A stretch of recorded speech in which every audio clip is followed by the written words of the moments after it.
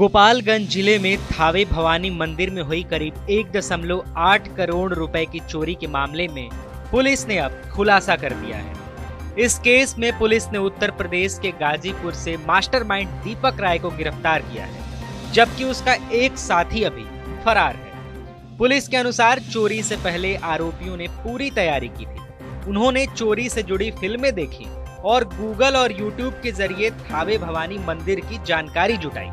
इसी दौरान उन्हें मंदिर में मौजूद मां दुर्गा के गहनों की जानकारी मिली, जिसे उन्होंने कई दिनों तक लगातार ऑनलाइन सर्च किया। पूरी योजना बनाने के बाद 17 दिसंबर की रात आरोपियों ने चोरी की घटना को अंजाम दिया। उन्होंने गर्भगृह में घुसकर मां दुर्गा की प्रतिमा से सोने चांदी के हार, लॉकर में रखा मुकुट और अन्य कीमती आभूषण चुरा लिए। इसके अलावा मंदिर परिसर में रखा करीब 50 किलो वजनी दान पेटी भी उठा ले गए। चोरी किए गए सामान की कीमत लगभग 1.8 करोड़ रुपए आंकी गई। मंगलवार को प्रेस कॉन्फ्रेंस में एसपी अवधेश दीक्षित ने जानकारी दी कि इस मामले में 12 विशेष जांच टीम का गठन किया गया था। पुलिस ने 5 दिनों तक बिहार, उत्तर प्रदेश और मध्य प्रदेश में लगातार छापेमारी की। तकनीकी साक्ष्य, सीसीटीवी फुटेज और मोबाइल सर्विलांस के आधार पर जांच टीम उत्तर प्रदेश के गाजीपुर जिले के जमनिया थाना क्षेत्र तक पहुंची। यहां से देवानंद राय के बेटे दीपक राय को हिरासत में लेकर पूछताछ की गई। पूछताछ के दौरान दीपक ने चोरी की वारदात में अपनी भूमिका स्वीकार कर ली। पुलिस जांच में सामने आया कि दीपक एक पेशेवर मंदिर चोर है और वह पहले भी कई मंदिरों में चोरी की घटनाओं को अंजाम दे चुका है। एसपी ने बताया कि मार्च 2025 में दीपक ने मध्य प्रदेश के महू जिले के शीतला माता मंदिर में चोरी की थी। उस दौरान वे जेल गया था और 13 नवंबर 2025 को जेल से बाहर आया था। जेल से छूटने के बाद उसने फिर से मंदिरों को निशाना बनाने की योजना बनानी शुरू कर दी। पुलिस के मुताबिक दीपक ने थावे मंदिर के साथ साथ पुणे के एक बड़े मंदिर की भी रेकी शुरू कर दी थी। उसने गूगल सर्च के जरिए मंदिर का स्ट्रक्चर, गर्भगृह, मां दुर्गा के मुकुट और आभूषणों से जुड़ी जानकारी जुटाई। मोबाइल जांच में साफ हुआ कि चोरी पूरी तरह योजनाबद्ध और सटीक तरीके से की गई। एसपी ने आगे बताया कि 10 और 11 दिसंबर की रात दीपक खुद थावे माता मंदिर पहुंचा था और फाइनल रेकी की थी। उसने तय किया था कि मंदिर में कहां से घुसना है, गर्भगृह तक कैसे पहुंचना है और चोरी के बाद बाहर निकलने का रास्ता कौन सा होगा। इसके बाद 17 दिसंबर की रात उसने अपने साथी के साथ चोरी की घटना को अंजाम दिया। पुलिस के अनुसार आरोपी मंदिर के पीछे बन रहे एक मकान से रस्सी के सहारे मंदिर परिसर में दाखिल हुए थे। रेकी और चोरी दोनों एक ही तरीके से की गई। घटना के बाद आरोपी गांव के रास्ते से होते हुए अपने घर लौट गया। जांच में अभी सामने आया कि दीपक ने चोरी किए गए आभूषण अपने पास नहीं रखे थे। उसने सभी कीमती गहने अपने साथी को सौंप दिए थे ताकि पकड़े जाने की स्थिति में उसके पास से कोई बरामदगी न हो सके। इसी वजह से अब तक आभूषण बरामद नहीं हो पाए। पुलिस ने दीपक के पास से रॉड कटर, चोरी के समय पहने कपड़े, मोबाइल फोन, बाइक और बैग बरामद किए हैं। मोबाइल फोन में थावे मंदिर से जुड़ी पूरी सर्च हिस्ट्री मिली है। इसके अलावा चोरी के बाद भी आरोपी सोने और आभूषणों की कीमत से जुड़ी जानकारी लगातार सर्च कर रहा था। एसपी ने बताया कि दीपक हमेशा मंदिरों को ही अपना निशाना बनाता था और चोरी से जुड़ी फिल्मों को देखता रहता था। चोरी से पहले उसने एक बिहार आधारित फिल्म भी देखी थी, जिसमें बताया गया था कि पुलिस किस तरह अपराधियों तक पहुंचती है। पुलिस जांच में मंदिर प्रशासन या किसी अन्य व्यक्ति की संलिप्तता सामने नहीं आई। और दिनांक 17 और 18 की रात में 2 चोरों के द्वारा थावे भवानी के मंदिर में मुकुट, हार और कुछ और अन्य आभूषणों की चोरी की गई थी। इसमें क्योंकि प्रशासन और पुलिस के स्तर से चूक हुई थी, तो हम लोगों ने इसमें जो टीओपी प्रभारी हैं और वहाँ के जो अन्य कर्मी हैं, पुलिसकर्मी, उन पर सब पे कार्रवाई की थी। और क्योंकि चूक भयंकर थी, तो इसमें हम लोगों के स्तर से भी इसकी जो लापरवाही है उसकी हम लोग जवाबदेही लेते हैं, जिम्मेदारी हम लोग लेते हैं एज ए पुलिस अधीक्षक।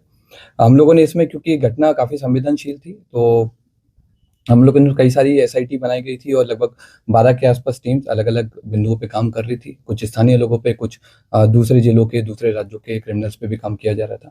उसी क्रम में हम लोगों ने एक व्यक्ति पे फोकस किया जिसका नाम दीपक राय है। ये इसके फादर का नाम देवानंद राय है। ये जमनिया थाना गाजीपुर का रहने वाला है और इसकी हम लोगों ने कल इटवा पुल से गिरफ्तारी की है और इसने अपने अपराध को स्वीकार किया है। इसके द्वारा पूर्व में भी कई सारे ऐसे मंदिर चोरी में अपराध किए गए हैं।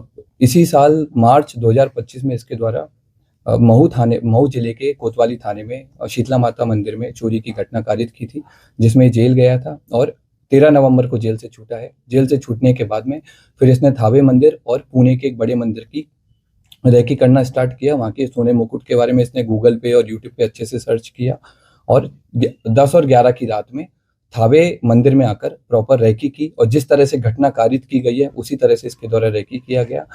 मंदिर के पीछे जो अंडर कंस्ट्रक्शन बिल्डिंग है उसमें चढ़ करके इसने देखा कि कैसे आना है, कैसे जाना है और किस तरह से पूरा प्लान करना है। ये उसने उस दिन पूरा स्ट्रेटेजी बनाई और 17 तारीख की शाम को 5 बजे अपने घर से चलकर यहाँ पर थावे मंदिर में 11:45 के आसपास जिस तरह से रेकी की गई थी उसी तरह से इसके द्वारा घटना को कारित किया गया। कारित करने के बाद गांव के रास्ते से होकर पैठान पट्टी होकर के इसके द्वारा वापस अपने घर पे गया और अपने आभूषण को, जो अपना दूसरा साथी है, उसको इसने हैंड ओवर कर दिया है ताकि पुलिस अगर इसको पकड़े तो आभूषण नहीं मिले। कितने लोगों ने मिलकर चोरी की घटना? अभी तक की जो हमारा अनुसंधान हुआ है और इससे पूछताछ में अभी तक हम लोग 2 लोगों पे काम किए हैं और 2 लोगों की संलिप्तता पूर्णतः पाई गई है। इसमें दोनों लोग आइडेंटिफाई हो गए हैं। एक व्यक्ति दीपक राय की गिरफ्तारी हुई है। उसके पास से हमको घटना में जो उस दिन घटना हुई थी उस वाला कटर हमने बरामद किया है, जो कपड़े पहने हुए थे वो बरामद किए हैं। फोन बरामद किया है जिसमें उसके द्वारा थावे मंदिर के बारे में सर्च किया गया है और घटना कारित होने के बाद में भी उसने सोने की डिटेल PI 916 के बारे में पूरा उसने पढ़ा है। और इसके बाद में हम लोगों ने उसके जो रेकी के टाइम पे जो जूते पहने थे वो जूते हम लोगों ने बरामद किए हैं। रेकी के टाइम में जो बैग यूज किया था वो बरामद किया है। जिस बाइक से वो लोग घटना करने आए थे वो बाइक भी हम लोगों ने आइडेंटिफाई कर लिया। जल्दी भी हम लोग उस बाइक को भी बरामद करेंगे। तो 30 लोग सर उठाए गए थे, उसमें से कोई ये तो नहीं हो? जो हम लोगों ने पहले जिन लोगों को डिटेन किया था पूछताछ के लिए, उन सब लोगों को, क्योंकि उन लोगों की संलिप्तता नहीं पाई गई थी, उन सब लोगों को हम लोगों की तरफ छोड़ दिया गया है। हम लोगों ने इन सारी चीजों पे भी जांच किया था कि क्या कोई स्थानीय लोग या मंदिर प्रशासन की भूमिका रही हो, तो उस तरह की भूमिका भी हम लोगों के सामने नहीं आई है। अब हम लोग की अगली कोशिश माता की जो हार है, जो मुकुट है, उसकी बरामदगी है और दूसरे व्यक्ति की गिरफ्तारी है वो भी हम लोग जल्दी करेंगे। सर, जिस तरह से ये चोरी की घटना को अंजाम दिया था, क्या ये पेशेवर था, क्या किसी मूवी से प्रेरित था, या फिर इसे कैसे पता चल पाई कि मंदिर में यहाँ हार है? ये पेशेवर क्रिमिनल है और इसका हम लोगों ने जब हिस्ट्री देखा है, इसका जब हमने जिस तरह के गूगल सर्चेज किया है तो उससे स्पष्ट हुआ है कि इसके द्वारा लगातार इसने जेल से छूटने के बाद भी, इवन जेल में रहने के दौरान भी इसने कई सारे मंदिर के बारे में डिटेल प्राप्त की है। जेल से छूटने के बाद में कई सारे बड़े बड़े मंदिर के सोने के मुकुट के बारे में इसने सर्च किया है और क्योंकि थावे मंदिर इसके घर से काफी पास था तो इसलिए इसने इस घटना को कारित किया है।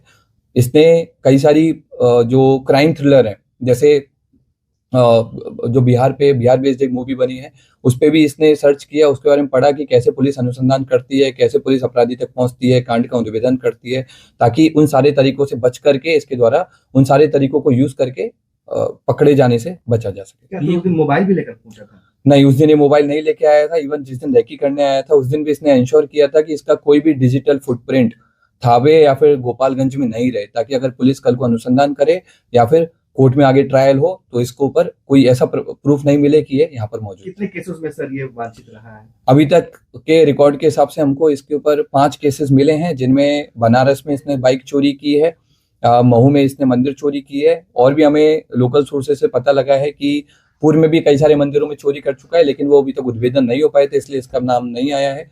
जमनिया थाना जो इसका स्थानीय थाना है वहां पर भी इसके द्वारा घटना चोरी किए गए आभूषण सर कब तक बरामद हो जाएंगे?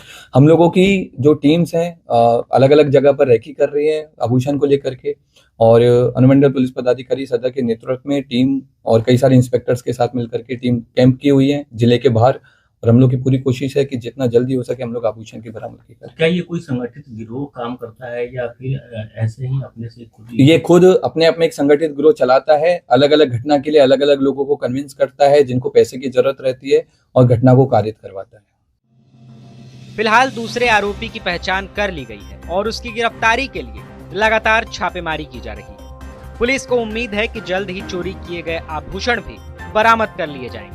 वहीं इस मामले में पुलिस की ओर से हुई लापरवाही को लेकर दोषी पुलिस कर्मियों पर कार्रवाई की गई थी। TV9 के लिए गोपालगंज से अयाज अहमद की रिपोर्ट।